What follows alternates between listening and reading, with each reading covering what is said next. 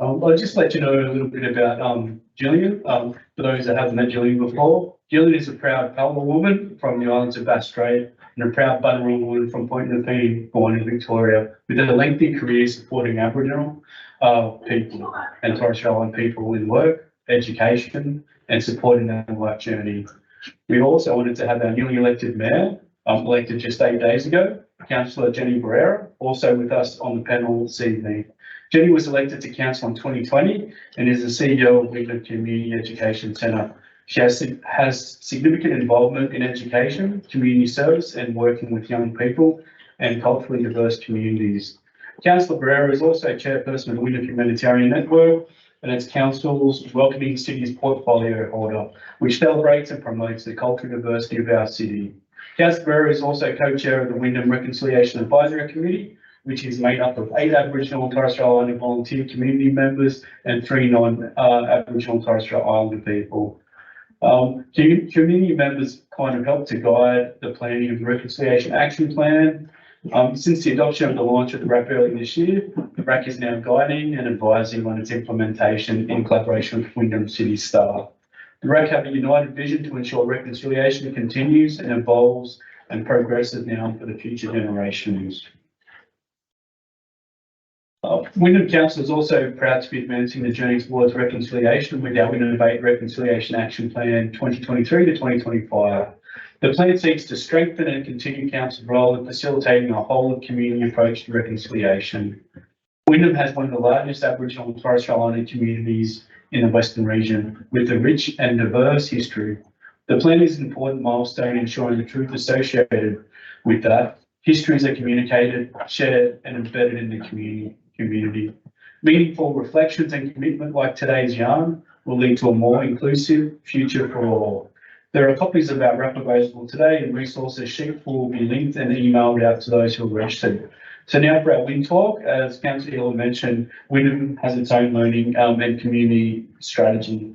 Included in the action plan is a specific action to foster learning environments within Wyndham that acknowledge, respect, and value Aboriginal and Torres Strait Islander culture. And in response to the community feedback, we have deliberately dedicated one of our 2 annual Win Talks to further this goal. I'd like to highlight that Wyndham was invited to join the UNESCO Global Network of Learning Cities in 2019 and received the UNESCO Learning City Award in 2021, acknowledging Wyndham's commitment to building a learning city, enhancing education and lifelong opportunities to help residents improve their learning outcomes. This is something that we are all proud of. I'm excited to bring to you an interesting, thought-provoking and inspiring yarn today. Let's please welcome Jillian and Councillor Barrera.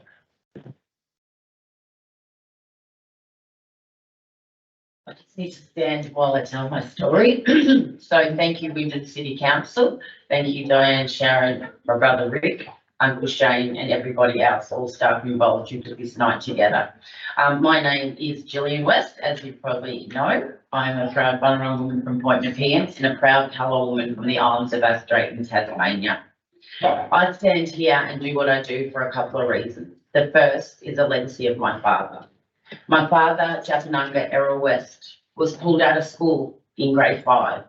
That was his last formal education in Tasmania because nobody would give my black grandfather a job. So a 10-year-old boy was the last formal education he had. He became a teacher, a master's in teaching, a senior university lecturer, and a doctor of Indigenous philosophy. He passed away at 53 years of age, leaving 7 children behind.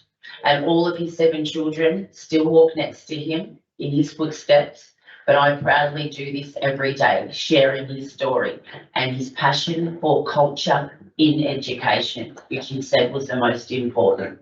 He said, Jillian, teach with respect. Australia was robbed of the true history of Australia. So that's what I do. I teach and I talk with respect. It's not about sorry and it's not about guilt. It's about learning where we come from, where we are and where we're heading. And the second reason I do this is I worked at Centrelink for 13 years. Don't hold that against me. And the amount of people that were coming to the door to claim a payment, and I'll sit down with them, name, address, male, female, are you Aboriginal and Torres Strait Islander? The amount of people that said, if I tick yes, what do I get for free? Were 2 people a day. So I needed to teach people that we don't actually get anything for free, that nobody else can through that mainstream service. And if we do, it actually comes at a bit of a price.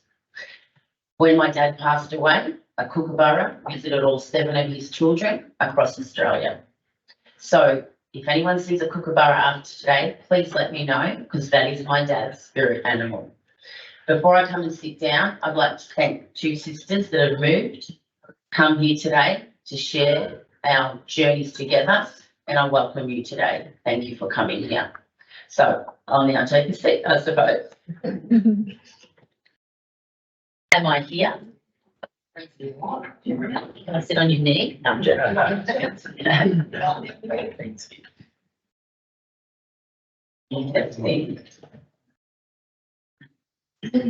Thanks so much for sharing that touching story, Jillian. Every time I hear it, always gives me the goosebumps, because that amazing connection and just that kind of really sensitive story, which is just amazing. And you know, I think it's the story that you share about your father and the fact that, just imagine, had he had that opportunity, like he got so far without it, but what would have happened if he did?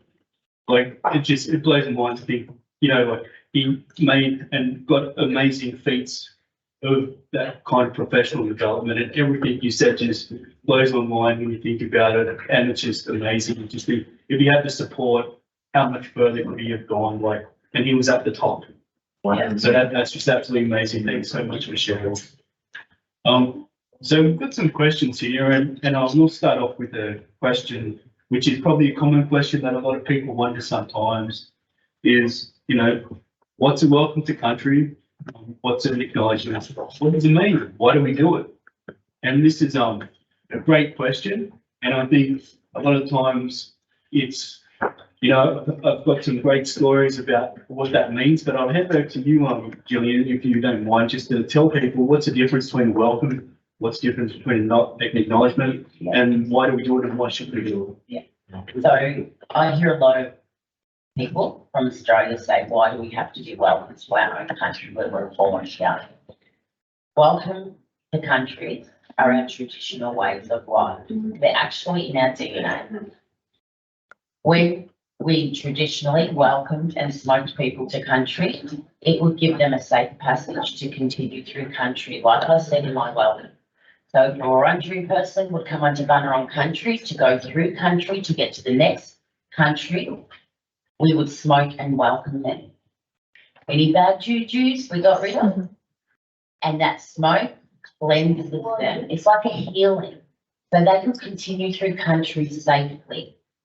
So there's a misconception. It's about a journey where you're going and where you're coming from. And as Aboriginal and Torres Strait Islander people, we walk a journey every single day. We live in 2 worlds. We live in a cultural world and we live in a Western world, and we need to navigate those worlds every second of the day.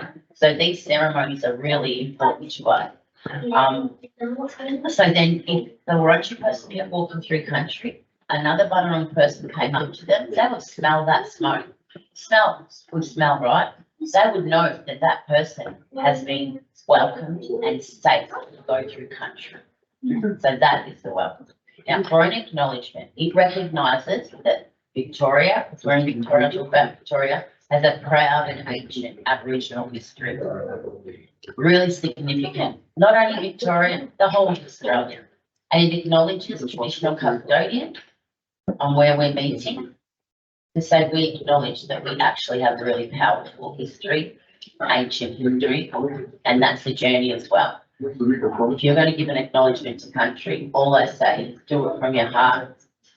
Don't do it if you don't want to do it. We don't want a tokenistic acknowledgement. The heart is sincere, it's the most important part.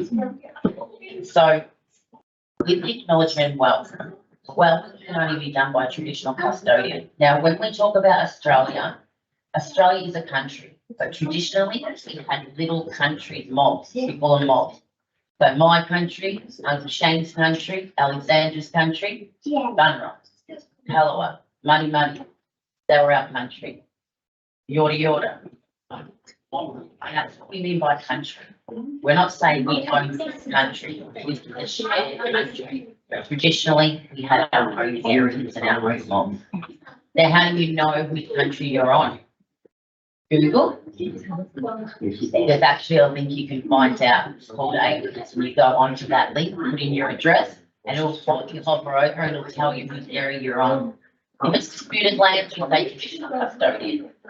You do your acknowledgement, and that's not offensive. So I hope that makes them a bit more clear about the welcome and the acknowledgement. Thanks, Jillian. That's really amazing. And it is a very common question that often gets asked. And, you know, I think one of the most meaningful things for First Nations people is when we hear an acknowledgement, we want people to connect to it. We want them to feel it. You know, there's nothing worse than hearing a monotone, I'd like to acknowledge it with no meaning, no present. It's a bit insulting, doesn't really mean too much. But when people actually connect with what they're saying, it just means so much more. And it's a really powerful thing that we can honor traditional owners, and anyone can perform that acknowledgement of country. It's similar to I heard Shirley Ray's on a TED video. One of the classic things she says, you know, if I was a guest at your house, I wouldn't welcome somebody at the door. I wouldn't take them to your fridge to get a drink, give them beer out, and offer them something. That's what you would do because this is your house. This is where you live. I'm the guest. So a similar thing we think about acknowledging the country as well. You know, we're not the traditional custodians and owners of this land here, but we can all pay respect by acknowledging the traditional owners, like Uncle Shane and Jillian and all of them that are in the room tonight. But thanks very much.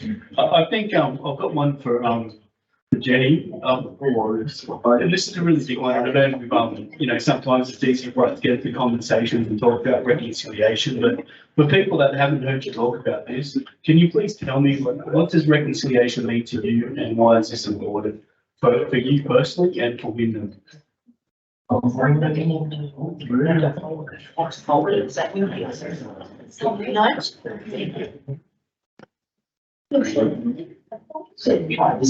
Yeah, right. Thanks, Rick. Thanks for the questions. Can I first of all acknowledge the traditional custodians of the lands between the cities being built, one pay my respects to governments past and present. Can I acknowledge all Aboriginal and Torres Strait Islander people in the room tonight? And I'd like to also acknowledge just to the north, the Wurundjeri Woiwurrung people as well that connected as the Kulin Nations in this area. Reconciliation, it's a big question. For me, what it means is Wyndham and indeed the rest of the country was founded without consultation. People who lived here for tens of thousands of years were dispossessed of their lands.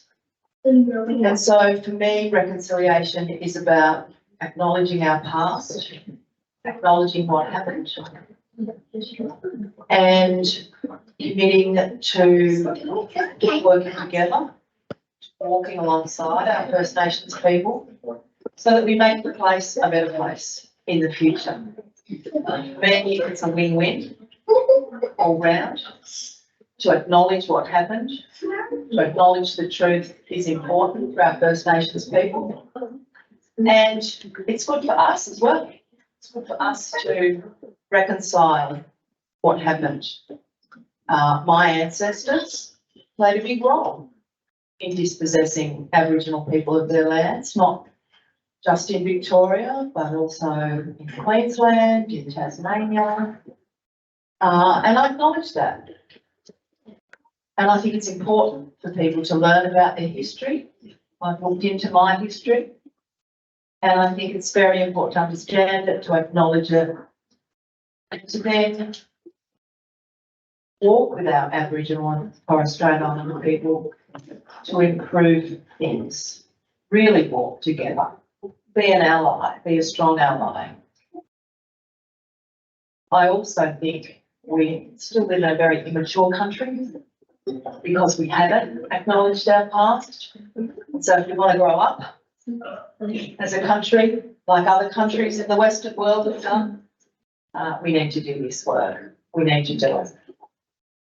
So for me, reconciliation is about acknowledging the past, accepting and telling the truth about what happened, and walking alongside our First Nations people so that we can make this place a better place.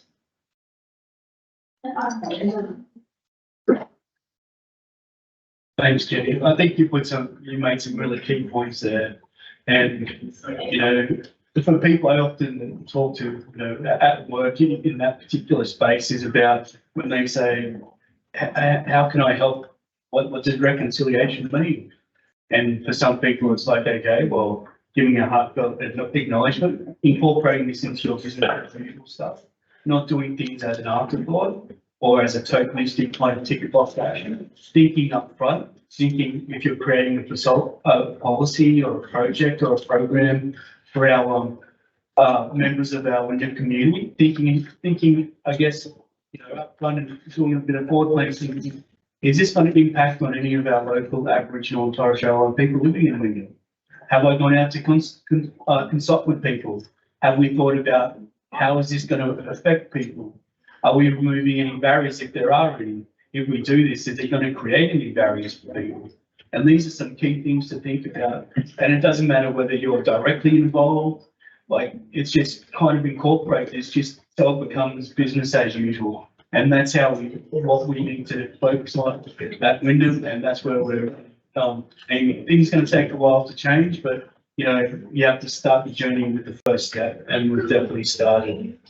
I was just wondering too, Jill, what did you think about reconciliation? Did you have any ideas and words for people who are listening online and think, how can I help and contribute to reconciliation and in a meaningful way? So reconciliation. Yeah. Reconciliation to me is a shared history and a journey. So it's acknowledging what happened in this country. This country's actually been in denial for a long time, and listening and walking together. So listening to our stories, acknowledging exactly what you said. Reconciliation is about not only our voice, but your voice as well. It's very important that we hear from you as well as you hear from us. You know, we were born to love each other and be together. My dad said it's not your right to understand, but it is your obligation to accept difference. It's not your right to understand, but it is your obligation to accept difference or unity. So reconciliation is about engaging with our people, listening to our rich, resilient stories, working together, socialising together, learning together, not only with each other, but we do it with ourselves as well, with Aboriginal people. We have reconciliation within ourselves, but I keep thinking of reconciliation and with the respect of the heart, Makaraka coming together after a struggle. That's what we need to do. We need to come together after the struggles that this country has been embracing each other's differences, understanding our traditional ways of life is really important. That cultural loss that we have is embedded in our DNA. Even if we weren't brought up on country, we have a loss of country. So about communication, which is really important, and listening to each other and having that shared understanding and that shared history is really important to me. And I sit on reconciliation action plans with that cultural lens to make sure people have their mandatory actions and deliverables in place, and then their non-mandatory and actions deliverables in place, and help them to engage with community, to go to community first and say, what do you want? What do we need to do to help you navigate those two worlds and have a better understanding of each other? And it's for our beautiful babas, our children. Where is she? She's so beautiful. She's over there somewhere behind you. That little girl is our future. You know, my grandson's my future, our future. Not in my lifetime, maybe not in my son's lifetime or my niece's lifetime, but my grandson's lifetime, there's got to be a change. That gets me a bit emotional, but reconciliation is what we're doing now. Looking at each other, listening to each other, questions, talking, yarning, so important. Thanks, Jill. Yeah, it's just, what you're saying is just, it's so true. It's about coming together, walking side by side, often listening and taking it on board and asking questions. But also sometimes is we don't want people to fall in for the excuse of, oh, I didn't know that. Well, you do have Google. Google does tell you a lot these days, and people can undertake their own due diligence. But if you're not sure, that's when you want to make sure that you contact someone. You say, I have to go do something. Is this right? Just to touch base. But you know, there's a lot of information out there that that you can access. So you know, we don't want to hear you. Sorry, I don't know. It's like have a look on the internet, then confirm it with your local lands council or with someone that has access to information. If you're going to go somewhere public with it, if you want to make sure that you get it right. But yeah, definitely have a go first because there's so much information out there, right? And then sometimes it's just, you know, the old, didn't know where to look or whatever. It's like, you know, Google's pretty amazing these days. And we have amazing lands councils as well that can also help to direct you to find information too. One of the other things I guess you mentioned, which I'm very familiar with, and this is a lot of times a struggle for a lot of people, you know, we're working in a colonised system. Traditionally, Australia was built on the White Australia policy, where Aboriginal and Torres Strait Islander people, it was made to work against us. So, you know, one of the things that you mentioned was walking in two worlds. Can you just explain a little bit more about that for people online that may not have heard that terminology before? So walking in two worlds is our cultural world and our Western world. Now, as Aboriginal people, we have three fundamental core values of our traditional culture, and it's reciprocity, obligation, and avoidance. So I'm going to touch on an obligation, which takes me into the two worlds. So I always say we have a cultural obligation in a contemporary society. So my family or kinship unit, or all of ours, will look different to yours. My aunties and uncles, and my mothers and fathers, and my 300 first cousins, and my brothers and sisters.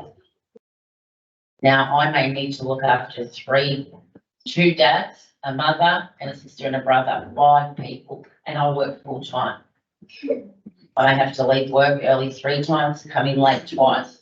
What's the perception people have? They're Aboriginal, they get to go, they can do what they want. But no, I have an obligation to my family that I have to look after. I cannot say no to my family. So what does your policies look like in your organisation? Do you recognise the immediate relationship and kinship system we have that looks so different? We need that understood. Or our ceremonies. We may need to go to sorry business, which is a debt, 6 times a month. That's how often our people are dying. Does your leave look like recognise that kinship system? That, yeah, you think my uncle died, but it's actually my dad. Like, here's my uncle sitting there, but he's my dad. You know, he's not that old, but okay. But do you know, understand what I mean? Like, it's not recognised us living in our cultural worlds, in a Western world. You know, the obligation and the reciprocity that we look after each other as well as a give and take. We have that respectfully. We look after not only ourselves, but our communities and our families. And that immediate kinship system is really important, that needs to be recognised. Even things as punishment, our traditional laws, they're still practiced today, and they look very different to Commonwealth laws. You know, our traditional ways of life were very different. We had no formal courts. We had no jailers, we had no judges. We had elders who handled matters for us. So our people still need to be having their traditional way of life in a Western world.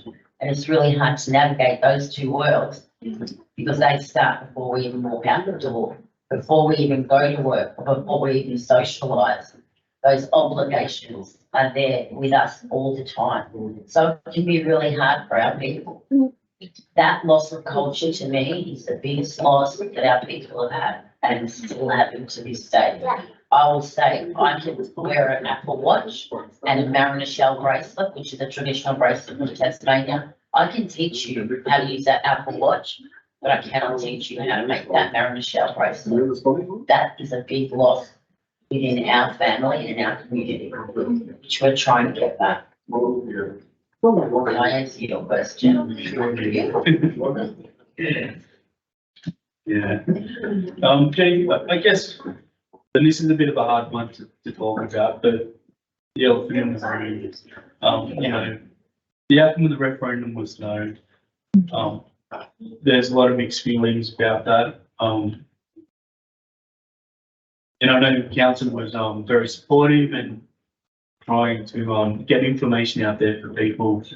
As mayor, and kind of guiding them. I guess we want to know, you know, reconciliation is still important and still moving forward.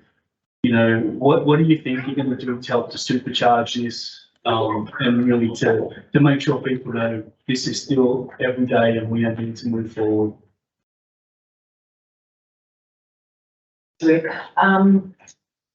Look, there's no doubt this has been a really tough year. Particularly for First Nations people, but it's also been a tough year for allies as well. I think it's hard to find positives, but I think for some people, we've got to remember that more than 5 million people, or just on 5 million people voted yes. That's a big number. That's more people than vote for any political party in any given election. So there are a lot of people on board. There are a lot of allies. I think for a lot of people, that's given them the fire in their belly to make sure that we do up the ante now on reconciliation, because I think what's happened has set us back a bit. We've got to make sure that we forge ahead with reconciliation. And I think it's time for the allies to come forward even more. First Nations people need time to recover. They've been beaten up this year over what's happened, and it's been really difficult. So we have to get forging ahead. Council, we're committed to it. We're committed to it through our Reconciliation Action Plan. In some ways, we're lucky because we're in Victoria and we're already a bit ahead of the game compared to some other states. But yeah, it's important work. It's got to continue. We need to acknowledge that it wasn't the result that the majority of First Nations people wanted, but it was difficult and divisive within some First Nations communities as well. So it's been a difficult time. We need to acknowledge that, but we've still got to keep the fight going. We've got to move forward for all the reasons Jillian said, for our next generations, for our children and our future generations. We've got to keep it going. I want to touch on this as an Aboriginal woman. In 1967, there was an overwhelming vote by 91.7% of Australian people who said yes, we could be classed as human beings, and yes, we could be part of the census and vote. In 2023, 40% of Australian people said yes, they would like us to be part of an advisory body. What happened to the other 60%? What went wrong? There was 5 million people. That's the biggest mob that we probably even knew that we didn't even have, which is such a positive thing, you know, thank you. And those who voted no, every right to vote whatever way you want. We live in a free country. But why is such an important thing about being considered a human being? Did the majority vote yes? Yet in this referendum, where there was only an advisory body, did people vote no? That's what makes me think, what is going on? We need to educate Australia that, you know, we are rich, we are resilient. We will continue to fight. And I wasn't going to do this anymore if it was a no. Like, I wasn't. But then I heard my dad say, Jillian, you have to keep talking. Education is the most important part of anything we do with our people and non-Indigenous people, is educating people, which I think we've done a little bit tonight. But we still have 5 million people say yes, which is the biggest mob we didn't even know we had.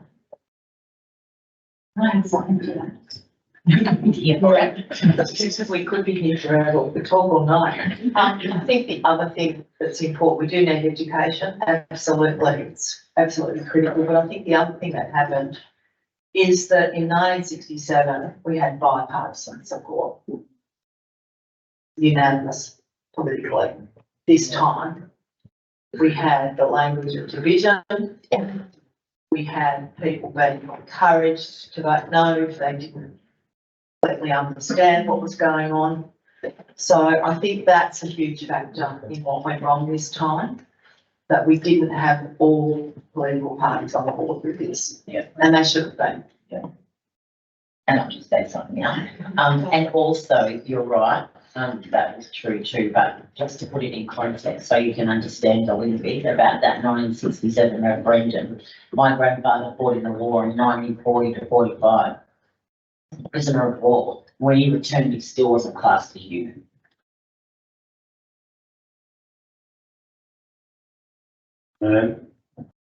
Certainly, there are so many stories like that where we've had Aboriginal and Torres Strait Islander people go and fight for this country, this beautiful country.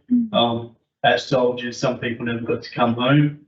And then the people that did, why there were many of us that got to get a housing and accommodation. I guess that's when we have that segregation once again, where, Aboriginal and Torres Strait Island people were pushed back to the side, and away. And that's really sad to hear. But it's important that we all acknowledge this, because this is the history of Australia where this stuff has happened. Recently, this month we've had, which is a little bit sensitive that I'm going to talk about now, 2 deaths in custody just over the last couple of weeks. We also in October there was another juvenile death in custody. Our people are the most highly represented in all these things in society. Health, die younger, more chances of our uncles, brothers, mothers, sisters going to prison. Having that early interaction with the justice system. Sometimes just being Aboriginal at school as a single parent, straight away from child protection, everything goes up. And this is what we're talking about when we're really trying to unpack these truths, is about, we're always overrepresented. And this is what reconciliation is, trying to move forward and make some changes. I think we've touched on a couple of things tonight, which is really good for everyone to hear about. But I think one of the most important things is this truth-telling element. No one here is to blame for what's happened in the past, but it is really important that we can talk about what's happened in the past.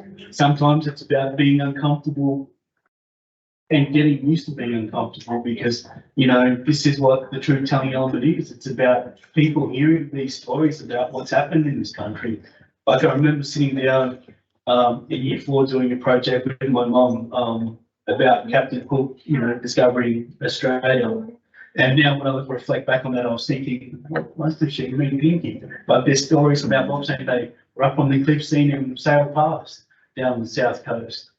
And once again, this is that kind of, I guess, the story of Australia, where we've got that, I guess, colonial logs, where there's so much information out there for people to have a look and say that, we were this really established network of people. We had housing, we were agriculturalists, were farmers, we were a very civilized system, and everything had its purpose and a need.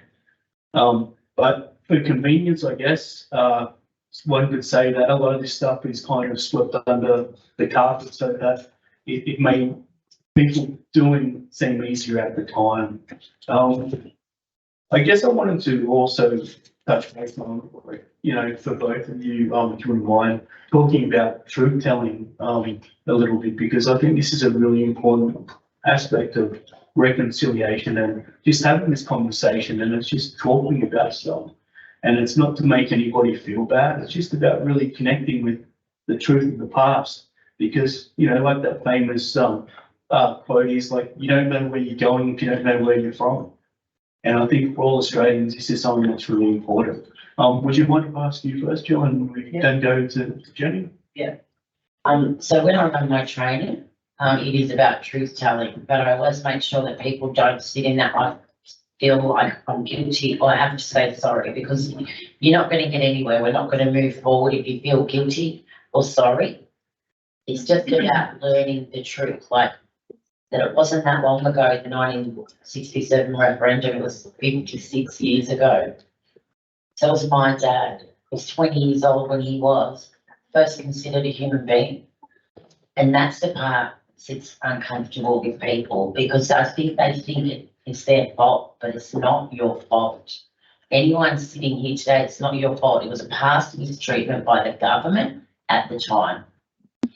And if we can't tell our stories, which are so important, we are storytellers.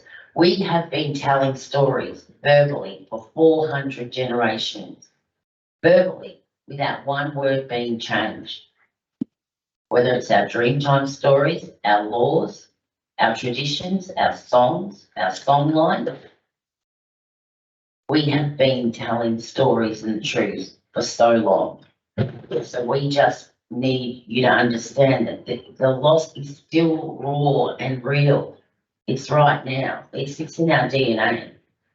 So if you can sit there and listen to our stories like you are now, without feeling sorry, like saying sorry or feeling guilty, then we can move forward together. Because someone once said, oh, my mates want to hear your story, but they don't want to hear the start of it with the war. And I'm like, well, how can I start a story without a beginning? It's impossible. So we have to be able to tell that truth-telling element, because it was hard. I come from colonisation. I sit here because of colonisation. That's a really hard space to sit in. And if someone said to me, if you had the chance that your ancestors weren't massacred or you could be here, I would choose my ancestors every single day. And that is the truth telling, the hard stuff. They'll walk together, listen to our stories, because every time we can tell our stories, a little bit of us just gets a little bit stronger, and we're not putting it onto you. We just want you to hear. You know, we are overrepresented. We are 3.8% of the population, yet 30% overrepresented in jail. Our Aboriginal women are the highest incarcerated women in the world, in Australia. Our children are more likely to go to jail than they are to go to school, because we sit in the trauma, we're trying to heal, the country's in denial. This is all we need, what we're doing now. As simple and as hard as that. Thanks, Jillian. For the Reconciliation Advisory Committee at Wyndham, it was really important for them to have the truth-telling pillar included in Wyndham's Reconciliation Action Plan. It's not a pillar that's normally included or approved by Reconciliation Australia, but the group were really adamant that they wanted it in, and we worked really hard going back and forwards with Reconciliation Australia to make sure that it was included. And that's testament to the group and the work and the commitment that they had, that we've actually got it in, which is great. Look, you said it so beautifully. It is about hearing each other's stories and sharing those stories. And I think it's really important for people to hear you, Jillian and Rick, say you don't have to feel guilty about this. You've just got to sit in the space and listen. It is about listening and acknowledging. And that, like I said at the beginning, I think that works both ways. I think that heals First Nations people, but I think it's a healing process for other people as well. For those people who were the colonisers, who did inflict these things on Aboriginal people. Yes, it wasn't us, but it was our ancestors that dispossessed your ancestors. And when I say that, it's taken a long time to get to the point where you can not feel comfortable saying it, but be able to say it, because I think a lot of the time we just get defensive. And when you're defensive, you can't open your ears and your hearts and listen to people, and it's incredibly important to listen. Everyone wants to be believed and heard. It doesn't matter where you're from. When you say something, you want someone to listen and believe you. Isn't that the same for all of us? We don't want our history or what's happened to us to be denied by people. And so I think we have progressed in that space, but we've still got a long, long way to go.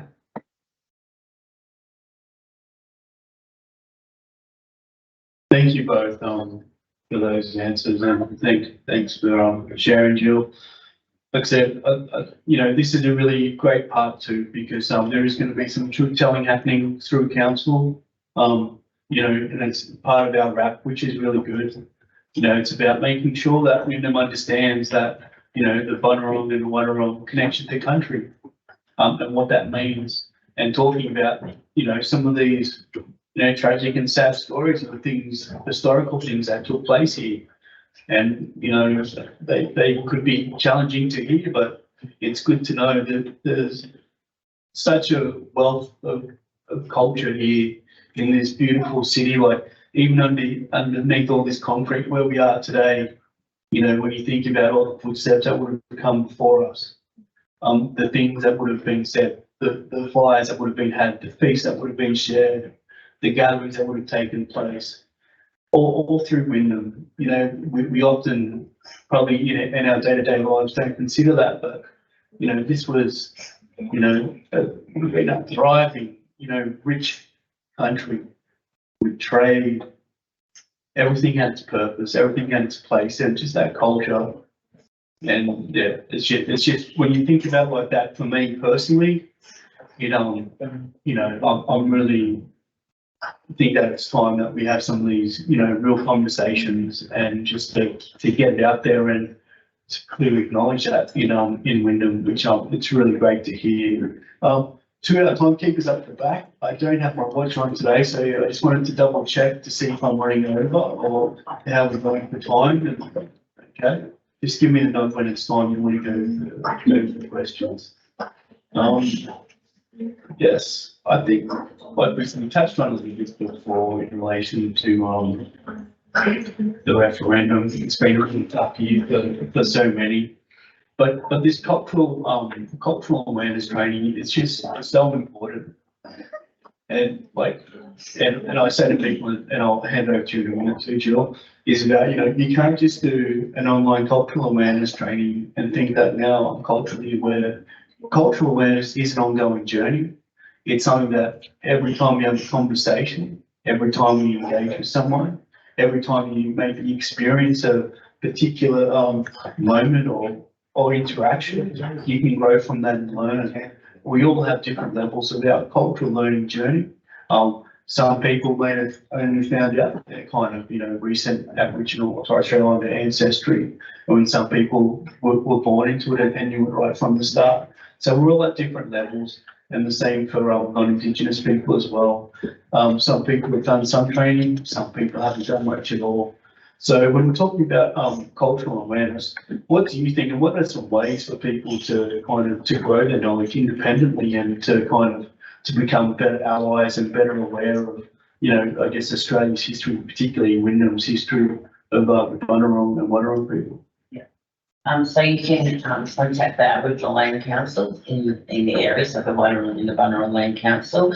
We have lots of resources that we can give you. You can also have your own journey and go to community events at gathering places and sit with our people. They may not be Bunurong or Wadawurrung, but we are all one mob. So you can talk to our people, get the stories and ask questions. If we're comfortable, we'll be able to answer. So it's like embedding yourself in our culture and our traditions. Go to a welcome, go to a smoking, not just because you have to for work, so in your personal life. Go to weaving workshops, you know, learn our ways of life, listen to our people and our story. And it always comes back to communication with me, and that education. Google, like, you know, we love Dr. Google. Why don't we do Indigenous Google? We need to have spaces you can go. So look up prominent Aboriginal people like Auntie Carolyn Briggs, Uncle Shane Clark, Uncle Jack Charles, Uncle Archie Roach, Marcia Langdon, Auntie Marcia Langdon, all of the great people. And you research them, and that will then take you to paths to other people and other stories. You know, my dad, we're going to actually listen to his voice soon. My dad was a knowledge holder and an advocate for culture embedded in education. So after tonight, you can just Google my dad. No, Google me, not him. But you'll find a lot of resources online. If you just even put in Aboriginal cultural history of Victoria. And it's always like a reconciliation, and a reconciliation action plan is always a journey, and you're always achieving something more. You'll be so much richer if you actually sit and talk to our people. Your life will change. You'll learn so much. And I can see by the faces I'm looking at now that, you know, that feeling of you want to learn, you want to be there for us. You are our allies. Unless when I go around the corner, someone's going to hit me with a bundi or something. I doubt that though. But it's really important to do your own research in your own time. Go to the events. Go to our smokings and welcomes. Go down to the council. Wyndham City Council, I'm pretty sure, and I know is leading the way with Indigenous affairs. Every time I come here, there's something blown away. I'm blown away. You know, talk to our elders, Uncle Shane. You know, this man is one of the reasons I sit here today. If it wasn't for this man, I wouldn't be able to be here. Loss of culture, loss of family, you know, lost. But his story is so important. You know, he's sitting there amongst you, and everything I've spoken about is the very being of who he is. Very strong man. Our elders are important. Listen to our elders. Listen, communicate, share each other's stories, like you said, and that's, you know, all I can say is making your own journey, and the journey is amazing. When I run my training and I say, all right, I've taught you as much as I can. Now it's your obligation to teach someone else what I've taught you. And it's your journey to be an ally for us. You know, all the negative stuff, it's true, but it's about healing as well. We are strong, but we're stronger with you by our side. We will heal. We are healing, but we just got to keep fighting up and down. The roads are bumpy. Can I have that little girl, please? Yeah, that's right. And I think about one of the aunties on the Wyndham Reconciliation Advisory Committee, and she always says, just ask the question. Anything you want to know, there's no stupid question. There's no place that you can't go to, just ask. She always says that, always tells us, you know, what are you thinking? Just ask it and we'll give you an answer. And yes, still fighting, but goodness me, must be the most resilient bunch of people that I've ever met, honestly. And when we look at, you said 3.8%, that number's growing, which is great to see. And, you know, it's testament to the resilience of First Nations people. The difference in numbers between the 2016 census and the 2021 census were huge. And most of, you know, a big percentage, almost 1% of Aboriginal people make up the Wyndham population, which is a big number, a growing number. We have the fastest growing numbers of First Nations people coming out to Wyndham and across the Western region. And if we keep on trend with last census to the next one, by the time we get to the next one, that percentage is going to have increased again. So what a story of resilience. Resilience, bravery, Make me cry. Oh, I'm not meaning to make you cry, but honestly, it is an amazing, we often hear negative stereotypes, but no, to me, this is an amazing story of resilience and strength. I'm resilient because I work for Stanley, you know.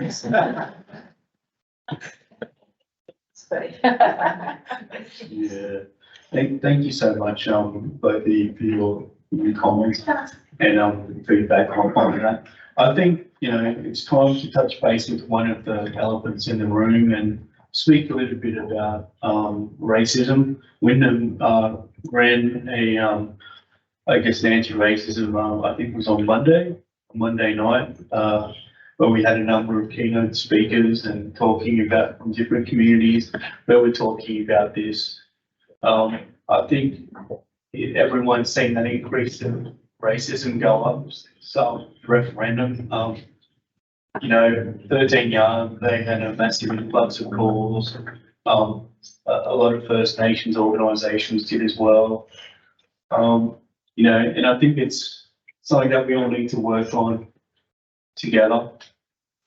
And yeah, so what do you think? Like, I guess the question is, you know, it's about calling it out. Like, you know, you always hear this terminology about, you know, Australia has a lot of casual racists where things are brought into conversations like, oh, I didn't mean anything by that, but it slipped off the tongue. And I think this is when we need our allies to call it out and say, hey, that's not okay. Just like, I was at Bunnings a couple of weekends ago and there was a Muslim lady in there with the burqa on, and then I had this old lady shaking her head and looking at me, trying to get my support to say, this is terrible. And so, well, they call me to this because I don't have a problem with that. And this is the kind of stuff that we do encounter, and we have those kind of comments that come up and about. But this is the stuff we need to call out because, you know, it's the same with First Nations people, and you know, we do have a very diverse community. So, what do you think, and what do you have any kind of suggestions for people if they're, I guess, around people when they kind of are either hearing or experiencing racism? Do you have any kind of suggestions or plans or kind of tools that they can use or access, or to call people out and making sure that they can be safe if they do so and things like that? Yes. So we all know that we're not born racist, right? So it's how you grow up, what you listen to, it's stereotypes, it's the media, it's people's perception. With racism, it's really hard because why don't people like another race of people? Because of the colour of their skin, or because they're wearing a burqa, or because they come from a different country. If you can't truly see yourself, how do you then, other people then see you? So that is a reflection on how you see yourself, to me, is racism. Because how do you love another person when you can't love yourself? It all comes from within. How do we change racism? How do we talk about it? How do we fix it? We can't. We just cannot, because it's a big chaotic mess with racism. We need you to call it out. Don't get in fights for us, all right? But educate people, right? Educate people when they call us, I'm just going to say it, bulls, right? Do you know where that word comes from? When the white police would run us down in their forward drives and hit us, and that's the noise it made when our people were killed on the bumper bar. Oh, so if you then can educate someone, if you hear them say that word, that would then make them think, oh, this isn't just a word to that person. This means something that's horrible and terrible. Because words are cheap and people think they can say whatever they want, but words actually hurt. Perceptions hurt. We just need to keep educating people. Like Dad said again, it's not your right to understand, but it is your obligation to accept difference or newness. Had we had the capacity to do that, he believed no weapons of war would have ever been created. He had a belief that the 200+ year war in this country have remained non-violent due to the deep love of human life that our ancestors and elders had for people of difference. It wasn't until our women and children were murdered and poisoned that our men struck back with overt violence. And he said, don't point somewhere in Victoria where someone speared a sheep. Get real about philosophy. What man wouldn't protect his family, future generations, and his beloved? We have to call it out. If we don't call it out, and we don't have allies, it will continue. My grandson will be asked, I thought you had Aboriginal bee skins white. Aren't you all alcoholics? Aren't you all drug addicts? I don't want him to have to do that. I want him to stand tall and say, I'm a Halloween and vulnerable man. And we can only do that by educating, communication, and calling people out, but calling them out respectfully. You know, hey, do you know what that word means? Or where did you get your information from? This is what happened, you know. So, yeah, it's just a matter of educating and talking to people and hoping that people will find their heart. No racism. Thanks, Jillian. Yeah, good question. We had an anti-racism forum on Monday night at council, and this is another area that council through the City Life Directorate is doing a lot of work in. We had almost 100 people there the other. And we also had Ian Ham, so another one to Google. Now, if you don't know, My dad really well. if you don't know Ian Ham's story, Google that one as well. And it's a bit of a celebrity too on ABC these days.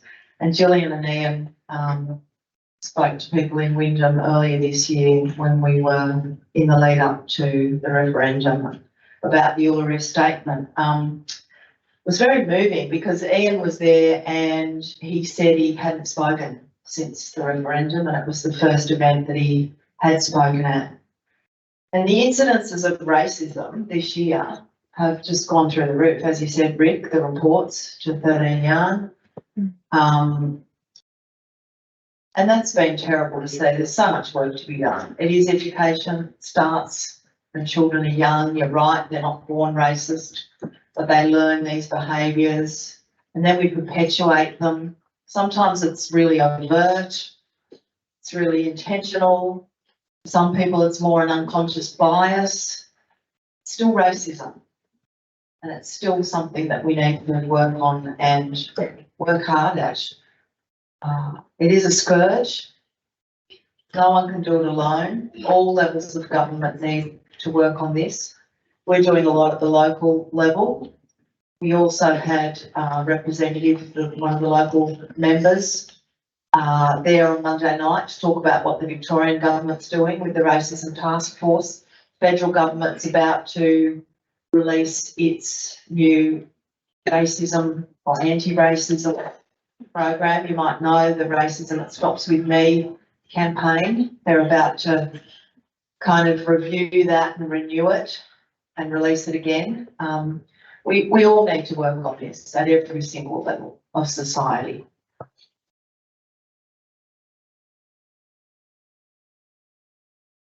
Thank you so much. I think both we all know, like, words hurt. You know, people need to think about what they're saying and, you know, really kind of reflect on that. And if you do hear someone say something, you know, feel free to jump in, and as long as, you know, you're keeping important your state to stay safe, most importantly, without putting yourself in a situation where you could be harmed. But yeah, so the time keeps coming over. It's that time now where we can take some questions from our audience first, I guess. Do we have any? I'm playing my dad. Yeah. Oh, sorry. Just give us 5 seconds. We'll. Yeah. So about a year ago, I did a welcome to country at Bunjil Place in Narre Warren, and the lady at the council, she said, "Oh, is your dad Errol West?" And I said, "Yes," and that happens a lot. And she said, "I heard him talk on the radio the other day." Now, he passed away 22 years ago then. And I'm like, no, that's not possible. She said, "Jill, I heard him talking on the radio." So I asked what radio station it was. I wrote to the radio station and I got a copy of my dad talking half an hour before he passed away 22 years ago. So I know he's been teaching from the dream time because I've been saying things that he's saying. So I just want to share a little part of his voice with you, which is a really important part. Alexander, do you need to do anything? No, it's all done. Okay. That's him up there. Oh, up there.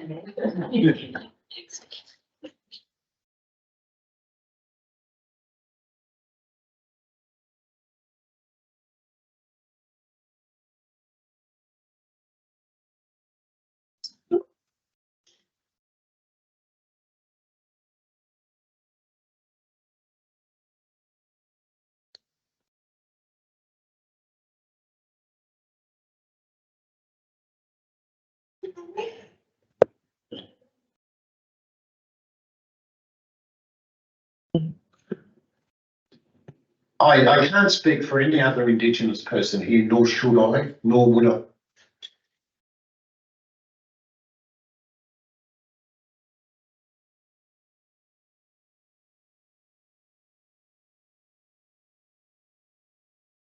I can't speak for any other Indigenous person here, nor should I, nor would I even vaguely suggest that I do. What I know because of my ancestors, my elders, and many elders around this country. I'm lucky. I'm a Palawa man, a Tasmanian. You see, we're not up there. If I am, you're in deep forest. So I'm a figment of your best political imagination.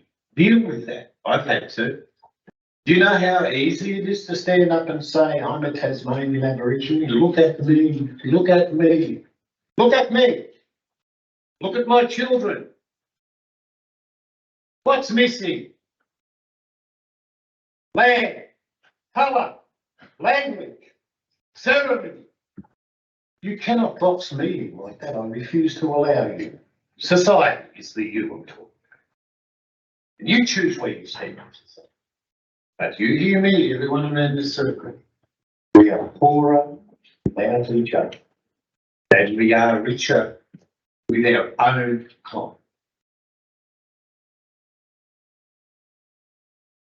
So he says, look at my children. What is missing? Land, colour, culture, language, ceremony. And we are richer together. So really powerful that at the end of the day, that you just understand that there's still so much missing for us in a cultural way. And cultural strength is the one thing I believe, and I don't talk for any other Aboriginal or Torres Islander person, I believe is the one thing that will help us heal, is connecting to culture and each other as Aboriginal and Torres Islander people with non-Indigenous people as well. And I've just got a quote before we finish that I want to share with you. Don't forget me. Yeah. I was just going to ask you just to share one more thing of your father's. I was fortunate that you brought in your dad's publication. Are you just able to share that with everyone else in case there's anyone out there when you're talking about getting a bit better understanding of cultural awareness and stuff about his publication and his thesis? Yes. So he wrote a thesis and basically it is about 258 pages long and it's about culture in education and the two worlds he talks about, like dimensions of culture and political, the cultural, the public, very different way of thinking, but it's with a cultural lens in a Western society. So I can send that to someone at the council or you can Google it online and you can read his thesis. Yeah. Yeah, what is it? And that's a good resource to use. It's about, it's an Australian teaching model with an Aboriginal lens, that Aboriginal lens, and how we should be taught outside. Our children should be taught outside, on country, with plants and trees and ochre and symbols. And our own teachers, our elders should be teaching us. Even all non-Indigenous kids should be taught the way we were taught or should have been taught, because that will embrace them and embed them in this country. There's really good things happening in education, and that's what Dad wanted. He just wanted culture in education. So our kids could grow up strong and resilient. We could stop that or try and stop that intergenerational trauma from perpetuating. So much again, Jill, for sharing and, you know, father's voice, it's always touching, I think, in just that short time, it always gives you the goosebumps and, you know, to being able to fortunate enough to even make that man to have a conversation. Yeah, you know, just so much knowledge, which has been amazing. Just, yeah, such a lucky person. So I guess we could open up the questions now to our audience. If people have any questions, feel free, you can ask, Amazing Jillian West, you can ask, our mayor. So do we have anybody that would like to start off with the question? No questions are good questions, because that means we're all reflecting and there's no need for questions, but You were saying about the racist backlash. Was that here in Wyndham too? Is that what you were saying? Look, I don't have that breakdown. I think that everyone saw from 13 Young that racism had gone up throughout. I don't have the actual breakdown of where that was in Wyndham, but I think just as a collective, you know, racism around Australia had gone up, and you know, that a lot of people were feeling that either. And when I mean feeling it, it was either through social media, you know, and just opening up something to read something. I didn't see something yet. Yeah. And whether it was directly or indirectly, but there were certainly many experiences from the referendum, I guess, up until that. They carried everything. Fox thought when you were saying about race. I thought if you're racist in Wyndham, you agitated all day and all night.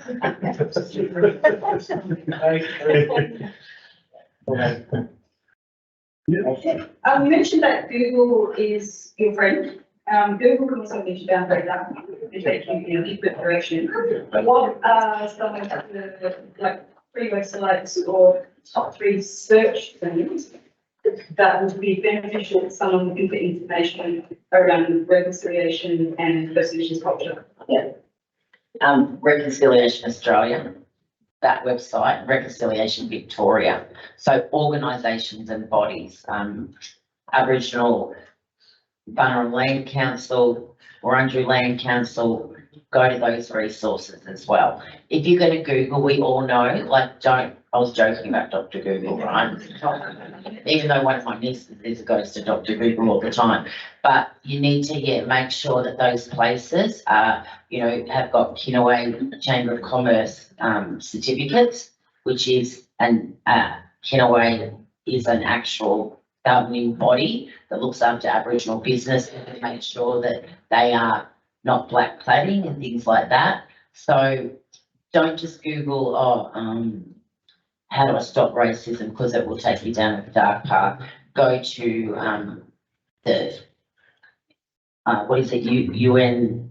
I've gone blank. You know, you can go to the Human Rights Commission, and then there's on Human rights and equal opportunity. communities, and there's Yeah, no, the UN, I know the one that Yeah. they make the self-determination. yeah. So actually, that's a really good point. Thank you.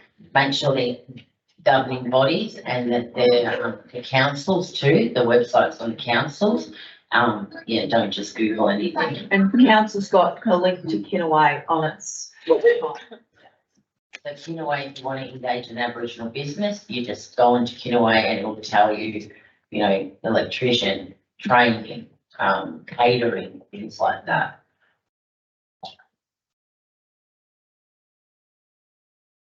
You mentioned 3 values earlier.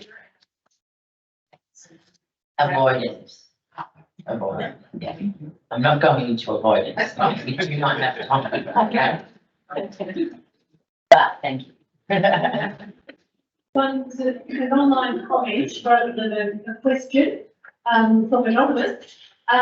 Just thanking you so much, Jillian, and wanting this person's thanks to be passed on. As an early childhood educator, I found your talk very helpful and informative. I was just doing this unit with these resources last night. Oh, thank you. So very timely and yeah, very good. Thank you. Written by a sign. I'm reading her stuff. Pay me later. I just wanted to say thank you. I learnt quite a lot. It was very emotional in some parts. I did tear up. And I just wanted to let everyone know we have a resource sheet. So if anyone wanted some more information, everything is on the back of that sheet. We don't got like a couple of minutes. Oh, So- no, I wasn't finishing you up. I was just. No, there it is. Lots of resources. Okay.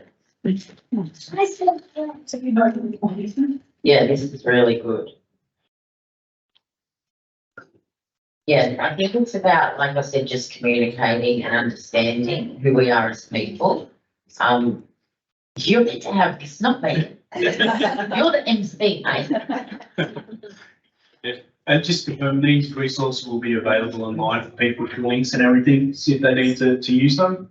Yep. Any other questions in the room? Thank you so much, Jillian, for sharing to learn a lot today. You mentioned about the tool well. And how would you envision the future of Australia and in terms of the leaderships in the community and which incorporates Aboriginal leadership and Yeah, so if we could just embed our traditional ways of life, and obviously they're not exactly the way they used to be due to colonisation. But if we could just start embedding those practices and giving us those opportunities to go on our walkabout, which is a spiritual journey from work. I need to go for a month, my spiritual journey, because we get cultural overload at work, cultural loading. So we may have to go away on a walkabout for a month. Give us that, put that in your policies, but we can go and then come back. Embed the lens of an Aboriginal person in your workplace or organisation. You know, we have something called Kurikok, so our people can go to Kurikok. Actually, need to be guilty, but anyway, and it's about culturally safe space for our people to be with elders there, a magistrate, their family, and it's about not reoffending because they're getting connected to culture instead of being put in prison where there's nothing. So just being able to let us have our cultural practices and our traditional way of life in our everyday life. You know, because we're not asking you to be part of our traditions, we just want to have our own traditions. You can be part of it, of course, but there's no reason why anyone should say, no, Jillian can't go on a walkabout for a week or two, because I don't agree with it. You have to be at work. You know, that's lead to a lot of mental health for our people as well. So understanding, accepting, communicating, and being aware of the traditional practices, men and women's business. You know, if a woman employee said to you, I've got to go to women's business, this is what's happening, and then you went and told a male manager, I would leave the organisation because I only women's business. But how do you know if you don't know? So we need to be able to have that understanding. Just let me trade Australia. But yeah, it's just about understanding and letting us live the way that we traditionally lived, not 100% obviously, because we live in this world that doesn't allow us, but give us the right to our freedom as well. I've got a quote before we leave. 200. 313. Wow, how did they add that more? Yeah. He come back and I'm telling you, so 300 and how many? So then she can. Sorry, I'm Australian. Yeah. It was yours. Yeah, bonds, 313. Yep, 313. Well, I've only read the acknowledgement because I can't get past the rest, so, but in it, he acknowledges the motivation to write is to all of his beautiful children, some in the living, some in the spiritual world, and he dedicated the pieces with their lives will be overall richer than his own.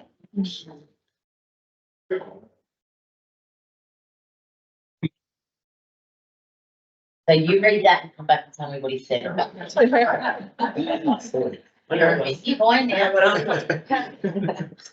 Yeah. Do we have any other questions online or in the audience that people want to ask? What about member members? One question for the Parliament. Is incorporating Aboriginal language in schooling a good idea?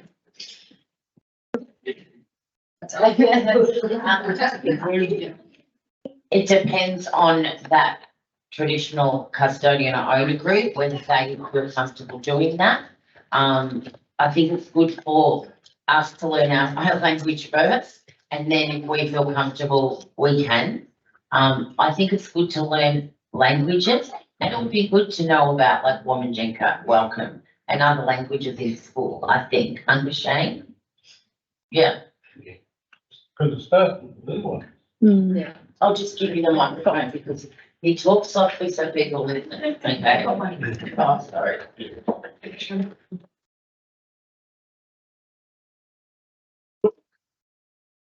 No, I think it's important because it's the young ones, you know, we're reviving our language. And, yeah, that would be tonight.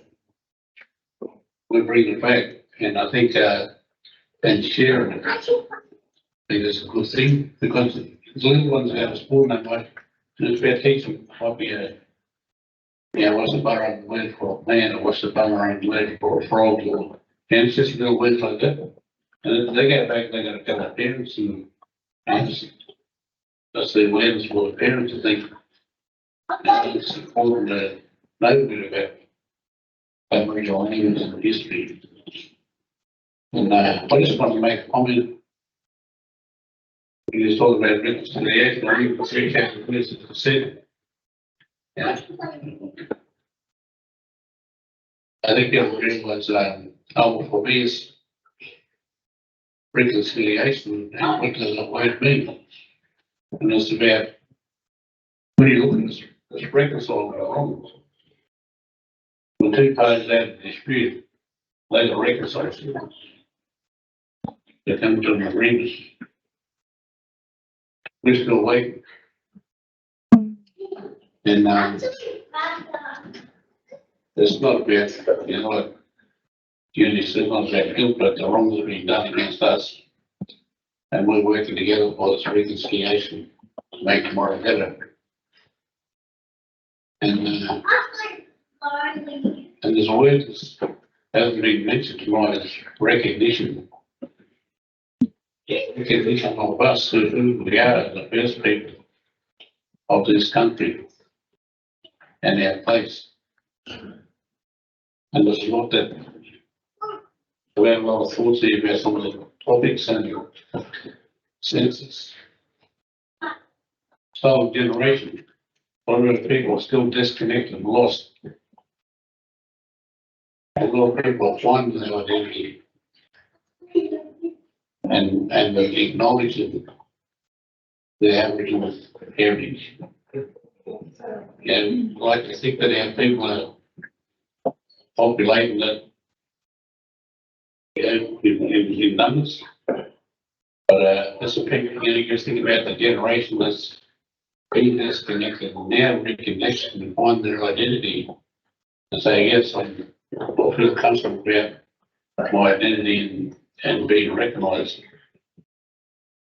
And I think, spoke about working together as black people.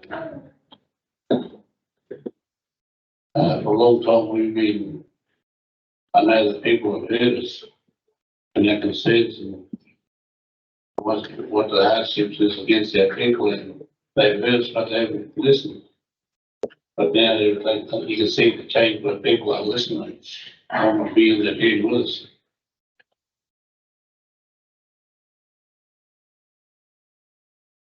It's going to be a day where we going to be equal in this country.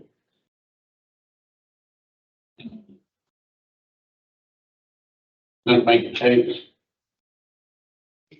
It's really strong people. This is how strong. Because I'm proved to have run up around strong people. You know, that was. And that's, they're the ones who have the knowledge and teach. And then the men also do their part. But what Jillian was doing here tonight, and I'm with Jillian, she's making a change. And Rick, within Wyndham City Council, and people walking on the journey is making a change together. If it's not us, we're gonna make a change in who. And if it's not now, then later. And just want to finish off by saying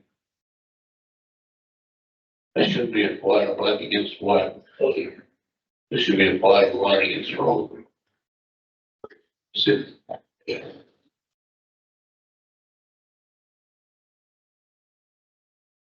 Thank you so much, Jane, sharing those really powerful words. I'm sure I could see many people here kind of reflecting on that.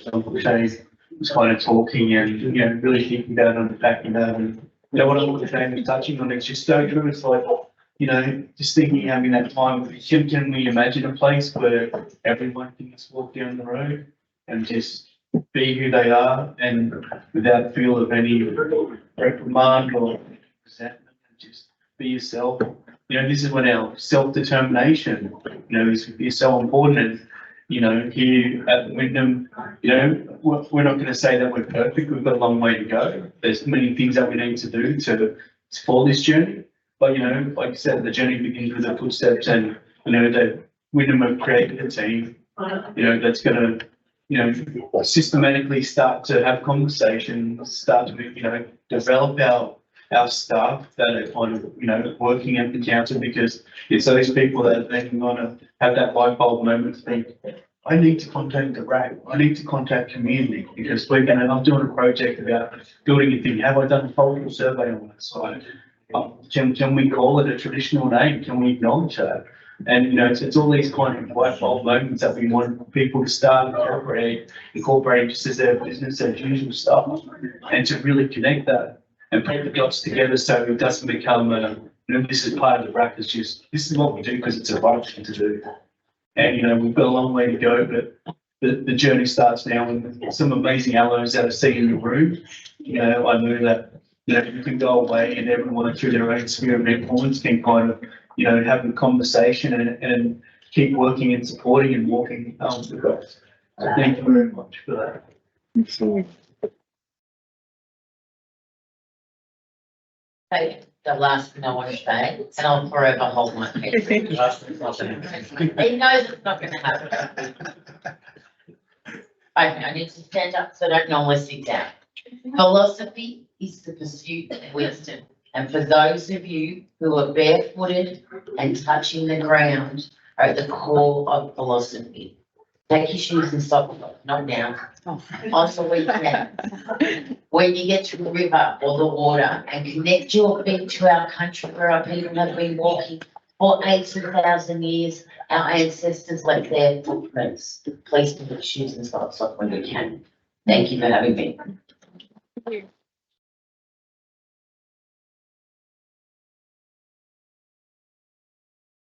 Oh, that's for me, thanks. Thanks, Vivian. Yeah, please join us in giving Jillian and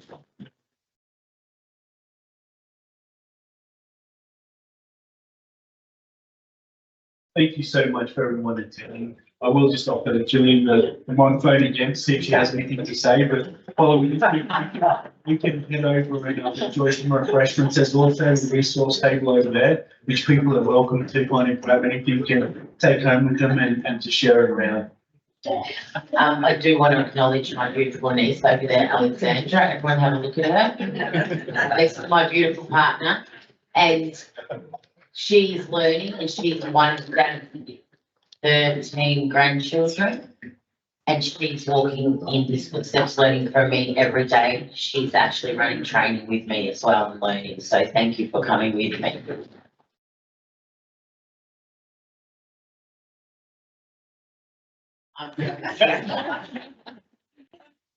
And thank you so much for being part of today's event. you know, and having been vulnerable and being open in these honest conversations. You know, we've got a lot of work to do, but with teams like this, you know, we'll be able to get there. And obviously a big thank you to Jillian, a big thank you to, Jenny. And thank you for you, because you are a big part of this picture as well. So I'd like to thank everyone online as well, and invite the audience to join us here for some light refreshments. And there's also some other things over there on the resource table, like I was saying. So thanks everyone to online, and yeah, look forward to the next one. Thank you very much. So each month, that's what we do. Horn